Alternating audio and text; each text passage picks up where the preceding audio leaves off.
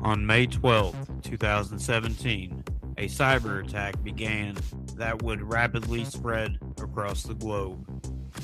Within hours, organizations in more than 150 countries reported disruptions to their computer systems.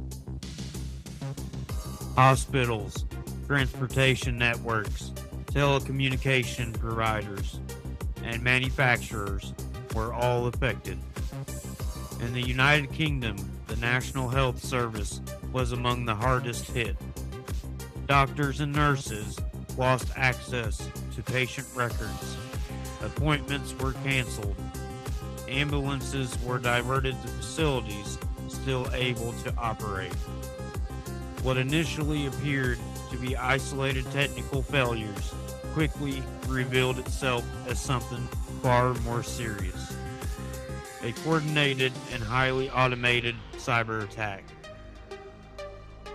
The malware responsible became known as WannaCry. WannaCry is classified as ransomware, a type of malicious software designed to block access to data and demand payment for its release. But this attack was different. WannaCry also functioned as a worm.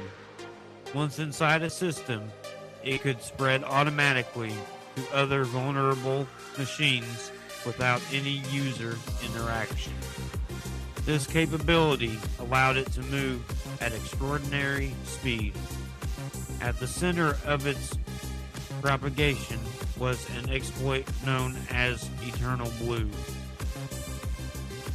Originally developed by the United States National Security Agency, EternalBlue targeted a vulnerability in Microsoft Windows, specifically within the SMB version 1 protocol used for network file sharing. The exploit enabled remote code execution, allowing attackers to gain control of systems without requiring user input. In March 2017, Microsoft released a security update to address this vulnerability. However, many systems around the world remained unpatched. Some organizations were operating legacy infrastructure. Others had delayed or missed critical updates. These gaps created an environment in which the exploit could be used at scale. In April 2017, a group calling itself the Shadow Brokers publicly released a collection of cyber tools, including EternalBlue. This disclosure made advanced exploitation capabilities widely accessible. Less than a month later, those capabilities were used in the WannaCry attack. Once a system was infected, WannaCry encrypted its files and displayed a demand for payment. Victims were instructed to pay approximately $300 in Bitcoin to regain access. However, payment did not guarantee recovery.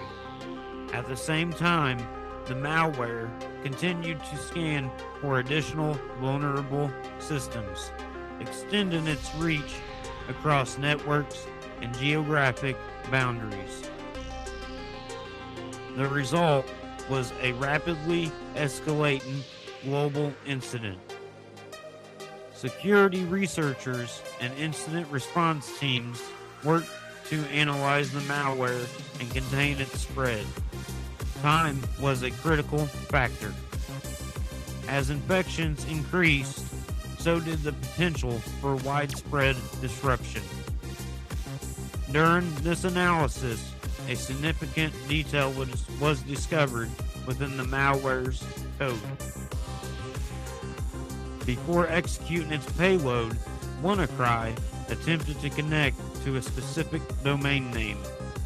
The domain appeared random and at the time was unregistered. A cybersecurity researcher named Marcus Hutchins identified this behavior while examining the malware. He registered the domain in order to monitor traffic and better understand how the malware operated. Shortly after the domain was activated, researchers observed a decline in new infections. Further analysis revealed that the domain functioned as a kill switch. If the malware was able to successfully connect to it, the infection process was halted. If the connection failed, the malware continued to propagate.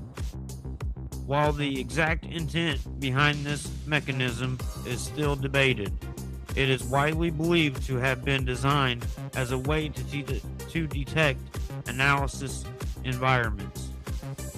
In practice, however, it provided an opportunity to limit the spread of the attack.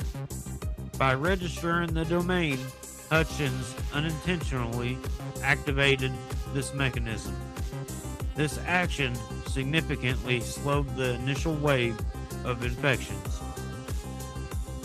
By the time the outbreak was brought under control, the impact was substantial. More than 200,000 systems had been affected worldwide. Economic losses were estimated in the billions of dollars. Subsequent investigations attributed the attack to the Lazarus Group, a cyber operations group associated with North Korea.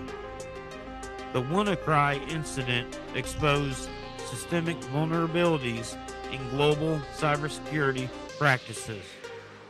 It highlighted the risks posed by unpatched systems and outdated infrastructure.